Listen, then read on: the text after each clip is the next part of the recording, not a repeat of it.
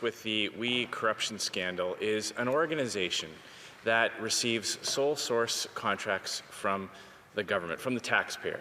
They then set up a real estate company and gobble up over $40 million worth of prime downtown Toronto real estate.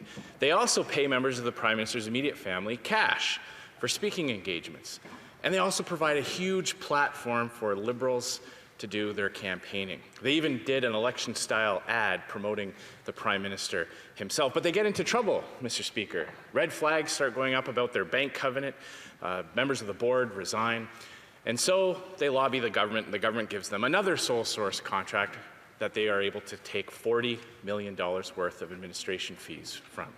Canadians rightly are concerned by this kind of you scratch my back, I scratch your back type of relationship with a Liberal-friendly organization. So I have a series of very simple yes or no questions to help Canadians understand the depths of this scandal. Was the Prime Minister aware that the agreement that he signed with this organization was not with the WE charity itself, but was with a shell corporation that has no assets and no history of charitable work?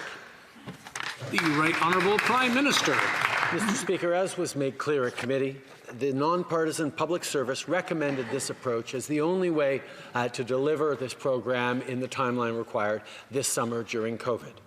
Last week, I acknowledged that I should have recused myself, and I apologized. But our goal was and is to provide opportunities for students to serve in their communities right across the country in this unprecedented time. Obviously, the way it unfolded was regrettable, and the program is no longer unfolding as we'd said. In regards to aspects of the We Charity Foundation, the public service worked to find the best possible delivery of this program to get student grants for volunteer hours. The public service worked with the We organization to develop the agreement, and the work was done and negotiated at the officials level in those details. We have consistently approached as a way of empowering young people across the country, the way other governments of all stripes have worked with this organization in the past. The Leader of the Opposition. That didn't answer the question, Mr. Speaker. Was the Prime Minister aware that this agreement was being signed with a shell corporation with no history of charitable work? Yes or no? Right Honourable Prime Minister. The details of the agreement was worked out at the officials level.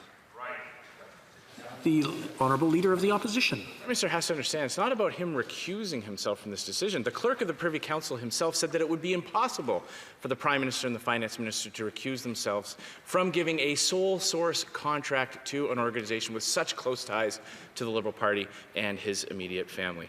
Was the Prime Minister aware that the shell corporation that signed the contracts' sole stated purpose was to hold real estate?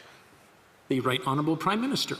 As I said, Mr. Speaker, governments of all stripes, including Stephen Harper's government, worked closely with this organization to deliver opportunities for young people. When it came to negotiating the specific contract with this organization, the civil service worked out the details of that. I'm just going to pause and stop the clock for a second. I understand that it's very emotional and it gets very tense in here sometimes, but coaching somebody with answers probably isn't the right way to have these sessions. I just want to point that out to those who are shouting across from one side or the other. The Honourable Leader of the Opposition. Did the Prime Minister or anyone in his office receive the unsolicited proposal that Craig Kielburger sent to officials on April 9th? Yes or no? The Right Honourable Prime Minister. No, Mr. Speaker, we move forward on creating a program that would get young people to serve right across the country. The civil service made recommendations around which organization we could partner with. The Honourable Leader of the Opposition. Did the Prime Minister or anyone in his office receive the proposal that included the student grant program that was sent to the Finance Minister's office on April 21st, a day before the announcement was made? Yes or no? Right Honourable Prime Minister. Mr. Speaker, throughout my career and throughout the life of this government, we've been focused on giving opportunities to young people in a range of ways, and we've continued to look to do that during this COVID crisis. Leader of the Opposition. Mr. Speaker, he answered no to the previous question, but he couldn't answer yes or no to that question. So I wonder what that means, Mr. Speaker. Did the Prime Minister or anyone in his office speak to we, anyone at we, prior to his April 22nd announcement on the student grant?